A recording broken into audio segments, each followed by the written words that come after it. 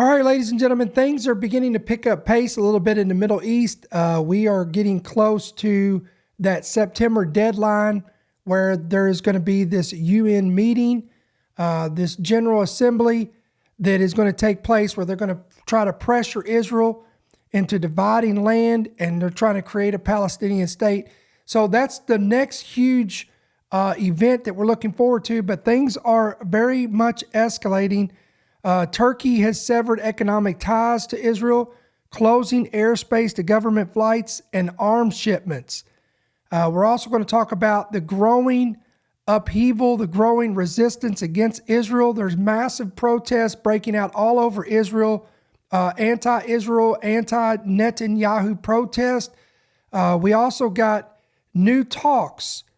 Witkoff is talking about a number of countries is on board. There's a lot of speculation now about the joining of the Abraham Accords. So we're going to cover all of this, talk about the significance of all this in prophetic terms, and give you the latest updates on the Middle East. So let's go.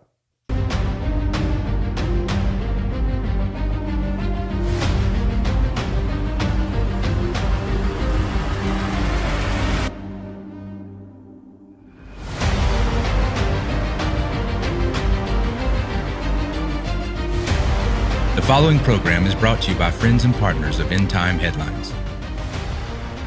All right, what's going on, guys? It is Saturday. This is our weekend edition.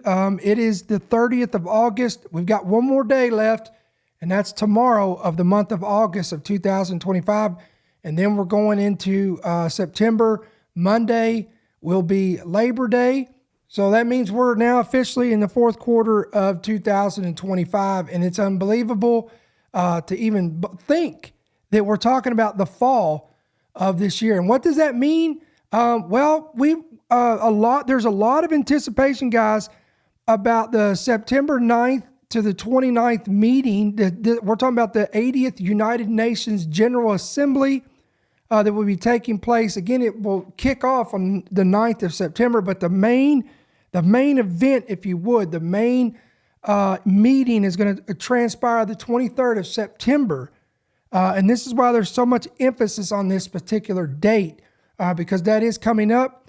We'll talk a little bit more about the significance of that on this podcast, and things are leading up to this. So before we get started, if you can help us out, hit that like button. That's going to help us get out there and get people to see our program, and they can also be blessed like you are with the information and with our ministry as well. And if you enjoy our content at any time, we'd love for you to hit that subscribe button, hit that bell notification. I do want to make an announcement real quick, just while I'm thinking about it. For many of you guys, you know that we're on Rumble. I went through and started looking at some analytics and stats on Rumble, and our viewership has dramatically dropped because most people are coming over here to YouTube and they're joining in on the chat, and they're just being a part of our community on YouTube, and there's nothing wrong with that. So what we're going to do is, what I've decided is, we're going to stop posting content on Rumble for now. Now, we will keep that platform up and we'll keep it live in the event somewhere down the road something was to happen. If this, with YouTube derails or whatever the case would be, and we need to go to a platform that's going to be a little bit more, give us more ability to speak and to share things, then we'll go right back to Rumble. But for the time being, Google has been behaving per se. YouTube has not bothered us. In fact, I can't remember last time we even got flagged on anything. So we're going to continue to share our content here on YouTube because it is our largest visual platform. And of course, you guys that have the free app, that's why we want you to download that. If you get that app, available on Apple and Android, it's going to be right there. If you look at the bottom of it, and when you have that app, it says watch and listen. You'll be able to watch, and you'll find all of our content there as well. So if you haven't got the app, be sure to pick that up today as well. So we want you to keep up to date, everything we're doing. That's why we tell you to download the app, hit yes to push notifications, subscribe to us on YouTube, because we don't want you to miss any of these updates in the content. So I want to get right into this, guys. Again, I know it's the weekend here in the state of Georgia. Big game today. Georgia But I believe it's kicking off their football season. I'm not a big college football fan. To be honest with you, I'm a huge college basketball fan, but I'm not a big college football fan. But here in the state of Georgia, I learned real quick that people love their college football and they love baseball. Now, I do like baseball, but I'm just saying. All right, check this out. Turkey. This news broke a couple days ago, and we shared this on our main website. Turkey severs economic ties to Israel. According to reports, they closed their airspace to government flights and arms shipments. The report indicated that they decided to completely sever all commercial and economic ties with Israel and is closing their airspace to Israeli planes. This is according to Turkish foreign minister. While the economic consequences of this move are yet to be seen, detours caused by the closed airspace could increase the travel time of flights from Israel to countries such as Georgia and Azerbaijan by almost 2 hours. An Israeli official told the Jerusalem Post Turkey has already announced severing economic relations with Israel in the past, and the relations continued. The move comes following reports that Turkish port authorities have begun informally requiring shipment agents to provide letters declaring that vessels are not linked to Israel and not carrying military or hazardous cargo bound for the country. The alleged move, as per shipping sources, is another step Turkey has taken against Israel after it last year severed trade with the country worth $7 billion annually over its war in Gaza with Hamas. The sources indicated that the harbor's master's office had verbally instructed port agents to provide written assurances, adding that there was no official circular on the issue. A Turkish diplomat source later clarified that feeding meant Israeli government flights and flights carrying weapons to Israel. The minister's comments referred to official Israeli flights and flights carrying weapons or ammunition to Israel. This does not apply to transit commercial flights. So they brought the clarification of that. Again, it is referring to flights carrying weapons or ammunition to Israel. He added that commercial flights through its airspace would remain unchanged. So just to recap this, Turkey has severed economic ties to Israel, closing airspace to government and arms shipment flights. Now, we know Turkey is a nation, guys, to keep an eye on because they are directly involved with the nation of Israel. In fact, ancient nations in prophecy were located in present-day Turkey. When you read the account of Ezekiel 38:39, you've got Magog, Meshach, and Tubal. You've got Togarmah. The house of Togarmah is literally the uttermost parts of the northern sections of Armenia and Turkey. All of these nations here that are mentioned here, again, Togarmah, Magog, Meshach, Tubal, a lot of these are heavily located in the area of central Turkey and northern Turkey. So these groups are all listed as allies that will team up with Russia and Iran or Persia, and they will come down in the latter days of Israel when they're dwelling in peace and safety without bars and gates. They will be part of that coalition that we see in Ezekiel 38 and 39. And then here's something interesting. In Revelation 2, verse 13, it talks about the seat of Satan. This location was literally the city of Pergamum, which was located in Turkey. So this is very interesting. And then some scholars see Turkey as a central role in the coming revived Ottoman Empire, or even the Islamic Caliphate that will try to be created, which will, again, this will be the 8th empire of Bible prophecy. According to some some scholars believe the 8th empire of Bible prophecy will be an Islamic coalition led by an Islamic Antichrist, where, again, others they don't have that view. They view as a revised Roman Empire, and the Antichrist will be somebody that will come out of either the European Union, or he will be of, again, this origin of this revised Roman Empire.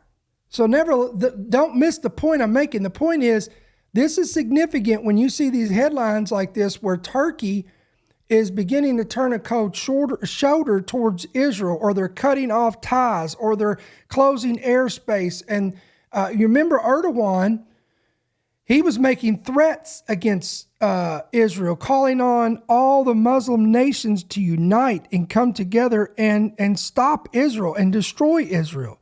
So when I read these things, knowing what we know about Bible prophecy, it makes a lot of sense, because we know that eventually we got to get from point A to point B.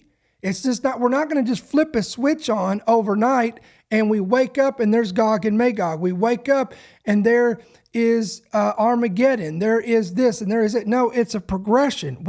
There's steps. We take these steps, and in my opinion, this is just another step towards that. Now, speaking of that, U.S. Special Envoy Steve Witkoff made a statement saying that U.S. talking with a number of countries about joining the Abraham Accords. Let's see what this is about. U.S. Special Envoy Steve Witkoff says, quote, "We are negotiating multiple entries of countries into the Abraham Accords." Witkoff doesn't specify which countries he is referring to, but he has been predicting such an expansion since at least the May of this year. The effort, however, appears to be hampered by the extension of the Gaza war. In the meantime, the U.S. is reportedly working to coax Azerbaijan, which already has its ties with Israel, to enter the Abraham Accords. That push is an indication that the Trump administration is sufficing with more modest gains on the issue, as many of the potential candidates are demanding progress towards demanding a progress towards a two-state solution with the Palestinians, which Israel rejects. Witkoff's remarks are part of an over 3-hour public portion of the cabinet meeting, during which members are going around the table one after the other, updating Trump on their efforts while primarily taking the time to praise the president. Now, in the event that we've got some listeners and viewers, because we're adding subscribers every day, and not everybody is as educated and informed on these things as other individuals. So the Abraham Accords are a series of U.S. brokered agreements that began in 2020 on the first term of the president. In President Trump's first term, under his administration, they were aimed at normalizing diplomatic and economic relations between Israel and several Arab and Muslim majority countries.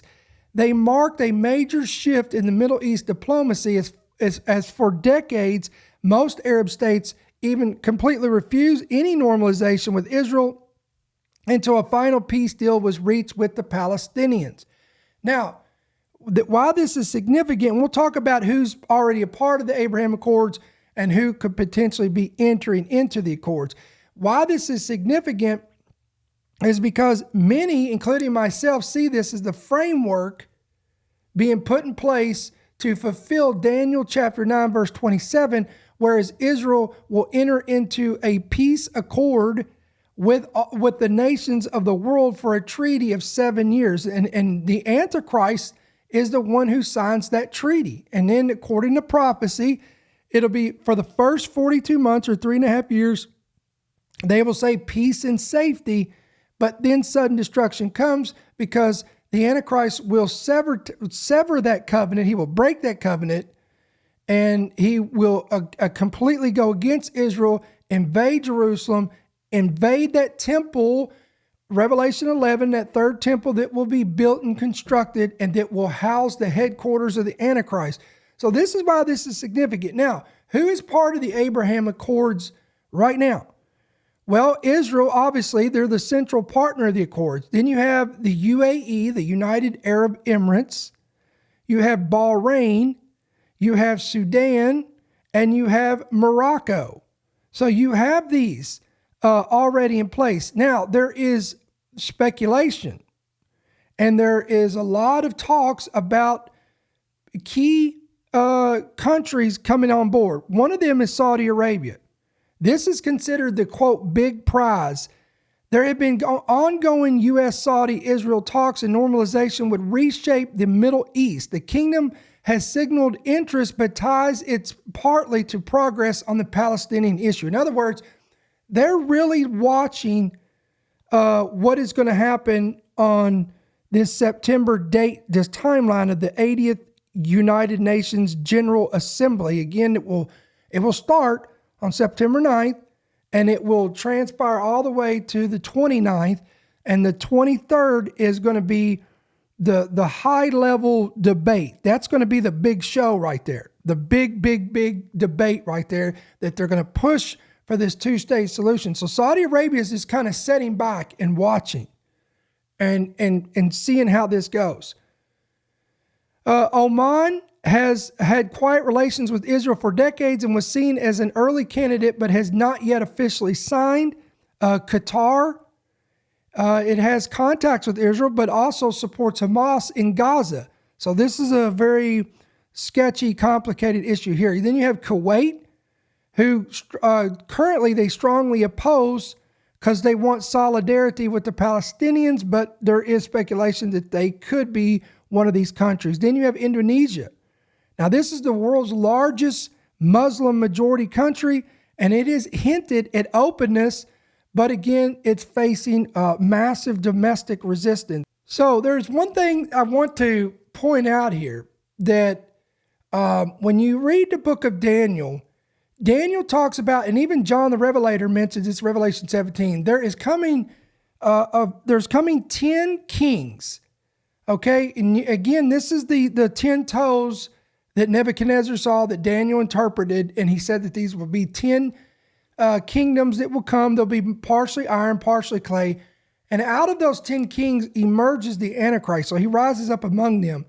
And according to the book of Daniel, he plucks up 3 of the 10, which is Egypt, Libya, and Ethiopia. So here's the deal.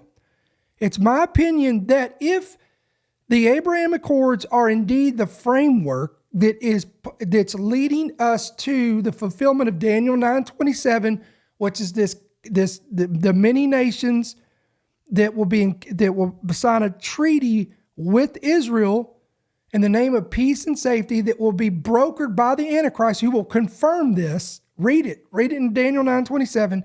If this is indeed the stepping stones towards that, the framework of that, then that would tell us, guys, that Egypt, Libya, and Ethiopia eventually, in my opinion, will likely be a part of these Abraham Accords. So be watching for those 3. I would not be surprised if we see those 3 nations hop on board for this. Now, here's the thing. The major elephant in the room is the Palestinian state issue. That's why this event coming up in September is major, because this is many of these nations want progress on a Palestinian statehood before they will ever sign this. So there is so much tremendous pressure right now on Israel to be divided. And we'll talk more about that in just a second. And I think this is what is one of the driving points that's pushing what we're seeing here in Israel. Shocking photos show Israel road burning as anti-Netanyahu protests rage. I don't know if you guys have been seeing what's going on in Israel, but outraged Israeli demonstrators wreaked havoc on the streets of Tel Aviv this past week, starting numerous fires to pressure Netanyahu to broker a ceasefire deal. Look at that pressure. The IDF has sought the destruction of Hamas for 3 years now, since the militant group's bloody assault in southern Israel on October the 23, which killed 1,200, another 250 persons, including children, were kidnapped in the aftermath. While the majority of the captives have been released, with some dying in the process, there are still about 50 Israelis being held by the militant group.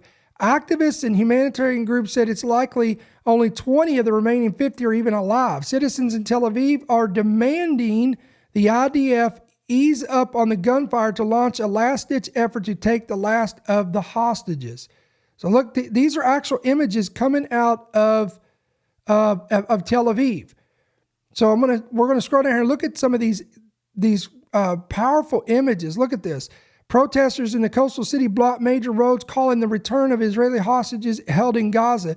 This comes as the death toll from the starvation rises, with 3 more Palestinians succumbing, bringing the total number of hunger-related deaths to 303 since the onset of the war, including 117 children who died from malnutrition. So again, that's the reports. I don't have anybody there, guys, so I cannot confirm or deny that. I'm just a messenger here, President. So here is, again, more of these protests that are happening. So why am I talking about this? Because this, once again, when we see this, you have to know, guys, that something has to push us to the fulfillment of Zechariah 12. Now, what I'm talking about is the prophet tells us that Jerusalem will become a cup of trembling and a burdensome stone for all the nations. What does that mean? It means that they will be the focal point of international tension, conflict, and divine intervention. That they will, things that's happening in Israel and Jerusalem will force divine intervention through the UN and other means. Bible students, prophecy scholars, those who study eschatology have all pointed out that there is events that are happening right now that is accelerating and thrusting us to the fulfillment of Zechariah. For example, what could be, let me talk about possible events that could push us over the edge and actually fulfill Zechariah 12, where again, you turn on the news, you open your phone and the headlines is Jerusalem. They become the cup of trembling. They become the burdensome stone for all the nations. Well, one of them is the Temple Mount. The Temple Mount is already the most contested religious site in the world. It's major on all monotheistic religions, Judaism, Christianity, and Islam. It is claimed holy by all three of these major religions. If Israel moves forward with the building of a third temple, and they will, or even expanding Jewish prayer right there on the Temple Mount, this would no doubt trigger a violent response from Muslim nations and ignite a religious conflict with global ramifications.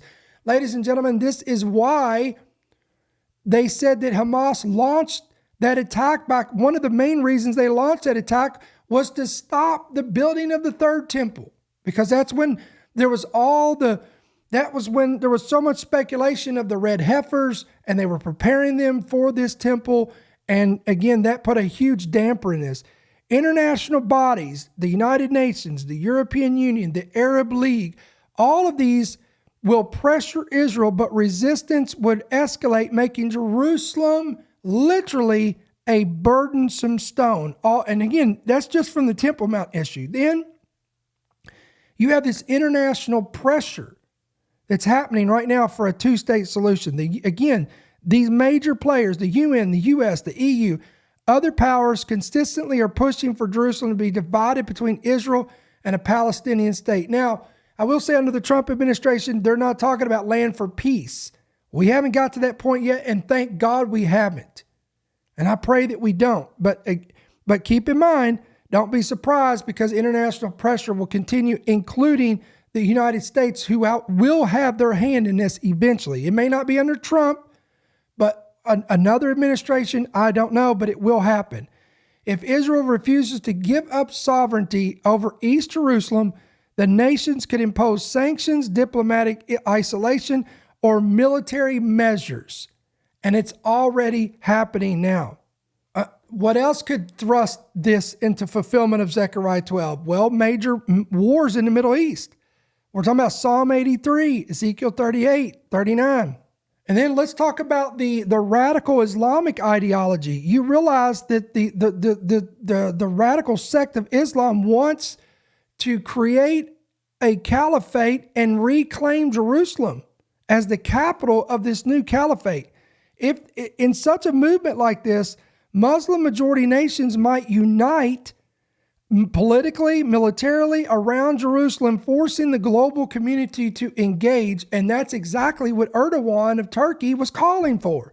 And that's exactly what Psalm 83 is. When you read that war of Psalm 83, that there is a confederacy that's formed with one purpose, and that is to erase Israel, to destroy Israel, and that they be remembered no more. And I believe how this is going to play out. And I'm going to finish right here, guys. I'm not going to keep you very long today on this Saturday update. But all of this eventually will climax, and this is why there will be such international pressure on Israel to come to the negotiation table and sign a treaty with a man who will confirm a treaty, meaning There will already be a series of treaties signed. They're going to lead up to this. This is why what happens next month at the UN General Assembly, there could be a series of treaties signed there. But it doesn't mean it's the Daniel 9:27 one, okay? But these are a series of treaties that will be signed, because when Daniel 9:27 comes along, the Antichrist comes along and confirms something that's already established. So it's of my opinion that all of this stuff, the combination of all this stuff will continue to mount, it will continue to intensify, and it will put pressure on Israel to comply, to capitulate, and to come to the table. And this is what's going to let their guard down, that they will sign this treaty with the Antichrist, and the whole world will be rejoicing for peace and safety, but then sudden destruction shall come. So, ladies and gentlemen, we're living in exciting times. We're living in trying times, but we're living in exciting times. And we want to leave you always with Luke 21:28. Jesus said, when you begin to see all these things coming to pass, look up and lift up your heads, because your redemption is drawing near. At endtimeheadlines.org, endtimeheadlines.com. That's going to be our main website. Again, if you've not picked up our free app, we encourage you to pick up today. It's available on Apple and Android devices. Download today. Hit yes to push notifications so you can keep up with all of our broadcasts and our podcasts and our updates and our articles and everything out there, breaking news. Listen, guys, we're going to be off tomorrow because it's Sunday. And I realize that Monday is Labor Day. Many of you guys will be spending time, but we plan on coming on here on Monday night on 8 p.m. Eastern. By then, everybody will be already had their cookouts and their gatherings and their whatever they're going to do. So even if it's a small crowd, we'll still come out. You guys can watch the rebroadcast later. So we've always got lots to talk about. So we're going to kick it off. We'll take off tomorrow. We'll be back Monday, and we'll kick off that whole week, Lord willing, and we'll have a lot of talking points. So until we see you guys on the next one, again, don't forget, if you guys if you enjoy our content, help us out by hitting that like button, hit that subscribe button, hit that bell notification. And if you'd like to partner with our ministry, 2 different ways you can do it: electronically or through check or money order right there on your screen. End Time Headlines, P.O. Box 1391, Monroe, Georgia 30655. So guys, have a great, blessed, and safe Labor Day weekend.